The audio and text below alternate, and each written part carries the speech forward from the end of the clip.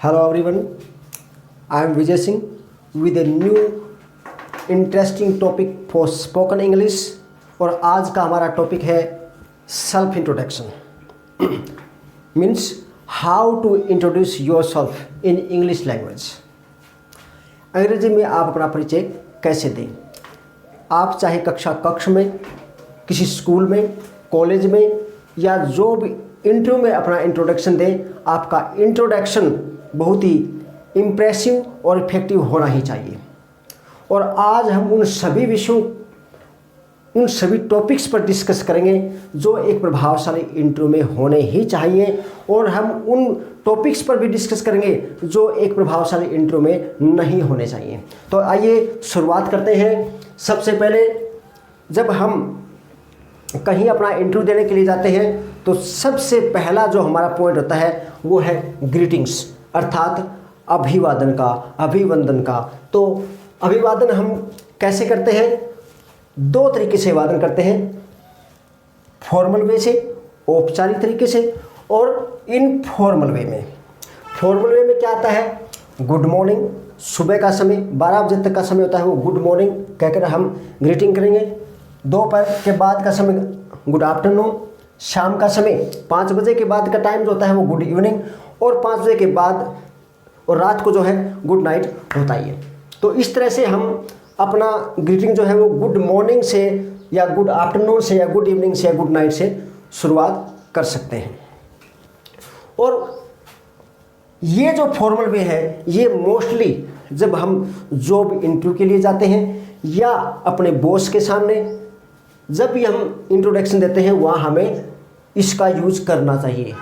अर्थात मोस्टली हम formal way का ही यूज करते हैं। हमें जब अपने मित्रों के सामने, अपने सगे संबंधियों के सामने इंटरव्यू देना हो या मतलब इंट्रोडक्शन देना हो तो वहाँ हम जो है ये इनफॉर्मल वे जैसे हेलो, हे, हाय, व्हाट्सअप जैसे वर्ड यूज कर सकते हैं। हम इन वर्ड्स का यूज फॉर्मल वे में हमें कभी नहीं करना चाहिए, क्योंकि इससे जो है वो बहुत ही बुरा प्रभाव पड़ता है। अपने इंट्रोडक्शन को हमें अधिक से अधिक प्रभावशाली बनाने की कोशिश करनी चाहिए। इसके अलावा यदि हम अपने टीचर्स के सामने अपना इंट्रोडक्शन देना है, क्लास में इंट्रोडक्शन देना है, तो हम अपने इंट्रोडक्शन की शुरुआत गुड मॉर्निंग, गुड इवनिंग या गुड आफ्टरनून जो भी है वहाँ शुरुआत करते हैं कि good morning respected sir and all dear friends. इन वर्ड्स के साथ, इन पंक्तियों के साथ हम अपना इंटरव्यू का शुरुआत यानी कि ग्रीटिंग्स करके आगे शुरुआत कर सकते हैं।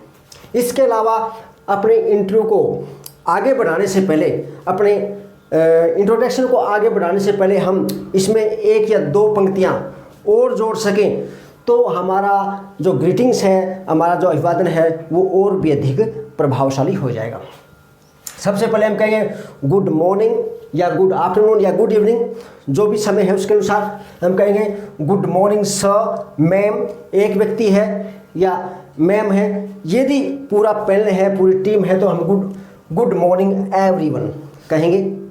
और उसके बाद में हम कहेंगे first of all thank you for give me this opportunity and it's my pleasure to introduce my self.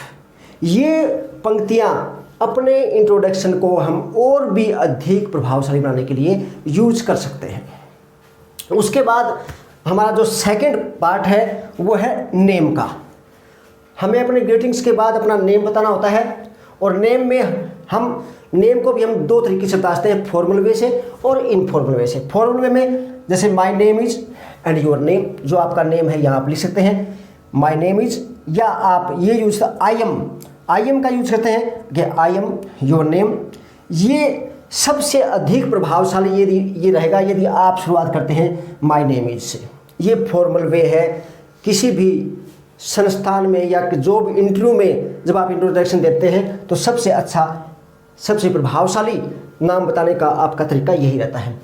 My self is, mostly बच्चे करते हैं my self is Anil, Sunil, जो भी है नाम बताना शुरू करते हैं, लेकिन ये आपका सबसे रॉन्ग तरीका है, सबसे गलत तरीका है। क्योंकि माई सेल्फ जो है वो एक रिफ्लेक्सिव प्रोनाउन है, निजवाचक सर्वनाम है, जिसको हम सब्जेक्ट के रूप में कभी प्रयोग कर ही नहीं सकते। इसलिए आप भूलकर भी my self is ABC XYZ ये कभी यूज ना करें। माई सेल्फ वर्ड को आप निकाल दें। या आप कह सकते हैं दिस इज से भी आप शुरुआत कर सकते हैं, ये भी अच्छा है। उसके पश्चात थर्ड नंबर पे आता है हमारा प्लेस। हमारे नेम बताने के बाद आप अपने स्थान के बारे में बताएंगे, आप कहाँ से बिलोंग करते हैं, आप कहाँ के रहने वाले हैं। तो जैसे मान लीजिए आप चंडीगढ़ के रहने वाले, तो आप कहेंगे आई बिलोंग टू चंडीगढ़। या आप कह सकते हैं आई एम फ्रॉम चंडीगढ़। या आप चंडीगढ़ के किसी छोटे पार्ट में रहते हैं या किसी कॉलोनी में रहते हैं, तो वो भी आप बता सकते। उसके लिए आप एट प्रीपोजिशंस का प्रयोग करेंगे। और जो आपका पूरा सिटी है, बड़ा शहर, उसके लिए इन प्रीपोजिशन, जैसे आई लिव एट शिमला। मान लीजिए मोहाली है आपका चंडीगढ़ में, तो आप कहेंगे I live in Mohali, I live at Mohali in Chandigarh. तो आप मोहाली के लिए एट प्रयोग करेंगे क्योंकि वो चंडीगढ़ में है, और चंडीगढ़ के लिए आप इन प्रीपोजिशन का प्रयोग करेंगे। प्लेस बताने के बाद नंबर 4 पे है आपका एजुकेशन क्वालिफिकेशन। आपको अपनी क्वालिफिकेशन बतानी है, और क्वालिफिकेशन में यदि आप स्टूडेंट हैं तो आप बता सकते हैं I M in 12th class, I am in 11th class, I am 6th class, I am 7th class. जो आपकी क्लास है आप यहाँ मेंशन कर सकते हैं। या आप बता सकते हैं I am a student of 11th 12th ABC। जो भी आपकी क्लास है वो आप यहाँ मेंशन कर सकते हैं।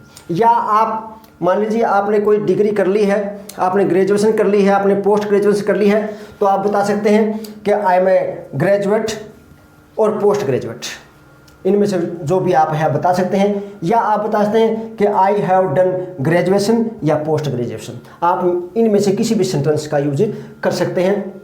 यदि आप कोई डिग्री कर रहे हैं तो उसके लिए आप परसुइंग वर्ड का प्रयोग करते हैं, या डूइंग वर्ड का, जैसे I am pursuing MA honours, ये कर सकते हैं जो भी आपकी डिग्री कर रहे हैं। या आई एम परसुइंग और डूइंग भी कर सकते हैं, I am doing BA honours या BA आर्ट, जो भी है आप मेंशन कर सकते हैं। या इसके अलावा आपकी और भी एजुकेशन क्वालिफिकेशन है तो आप बता सकते हैं आई एम एमटेक, या आप एमफिल है तो बता सकते हैं, या PhD इन मैकेनिकल इंजीनियरिंग। जो भी आप जिस भी स्ट्रीम में आप कर रहे हैं आप उसको मेंशन यहाँ कर सकते हैं।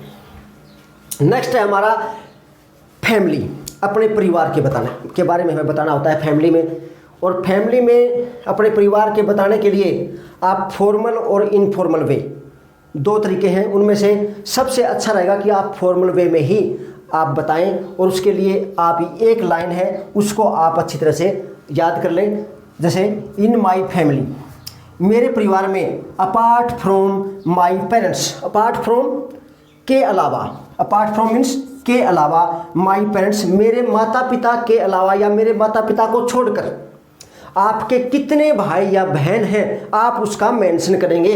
जैसे मान लीजिए आपका एक भाई, आपके 2 बहनें और एक छोटा भाई है, तो आप बताएंगे I have 2 Elder sister and 1 younger brother, और एक छोटा भाई। आपकी एक बहन और एक भाई है तो आप कहेंगे I have 1 sister and 1 younger brother. जैसे भी आपके हैं, आपके 2 भाई हैं, 2 बहन हैं, वो आप बता सकते हैं। इसके अलावा यदि आप ये नहीं बताना चाहते कि मेरे भाई बहन कितने हैं, और आप सीधा एक वर्ड में भी इसका उत्तर दे सकते हैं। मान लीजिए आपको मिलाकर आप 4 हैं टोटल, तो आप बता सकते हैं सीधे एक ही लाइन में कि आई हैव 4 सिबलिंग्स। भाई मेरे जो है 4, हम 4 हैं। 4 सिबलिंग्स का मतलब जो हमारा ब्लड रिलेशन है, ब्लड रिलेशन में हम 4 ही हैं भाई बहन।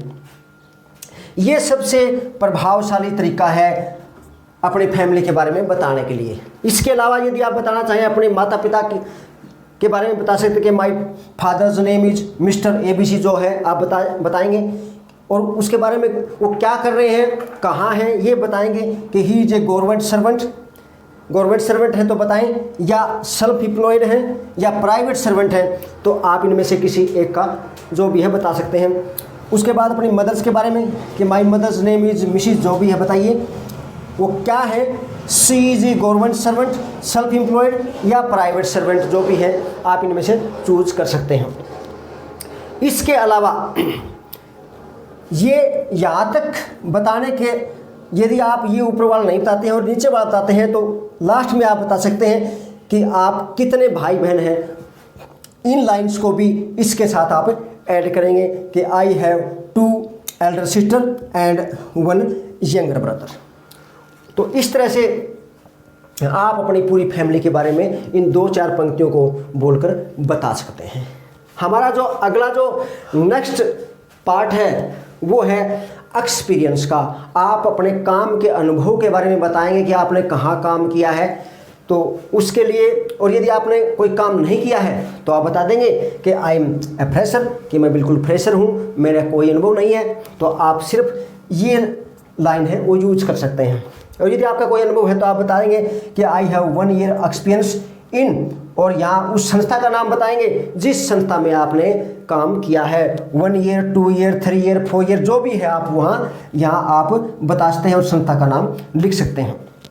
या आप ऐसे बता सकते हैं आई हैव 2 ईयर्स एक्सपीरियंस, मेरा 2 साल का अनुभव है वर्किंग विद या working in, with in prepositions में से किसी का प्रयोग करके, या आप उस इंस्टीट्यूट का नाम बता सकते हैं जिस संस्था में आपने काम किया है।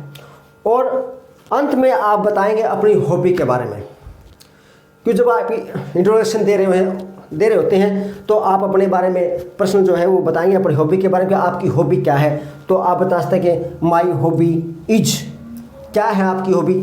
रीडिंग है, रीडिंग बुक्स भी हो सकती है, डांसिंग हो सकती है, सिंगिंग, कुकिंग, प्लेइंग क्रिकेट, या कह सकते हैं my hobby is listening to music. जो भी आप है इनमें से आप 2 भी चूज कर सकते हैं एक साथ में, जैसे माई hobby is reading books and dancing, my hobby is cooking and playing crickets. तो इनमें से आपकी जितनी भी हॉबी है वो आप अपनी सुविधा के अनुसार चूज कर सकते हैं। या माई हॉबी वर्ड का प्रयोग न करके आप एक अन्य वर्ड और भी है जिसका प्रयोग कर सकते हैं। आप यहाँ लिखते हैं कि I love reading, dancing, singing, cooking, playing crickets और लिसनिंग टू म्यूजिक।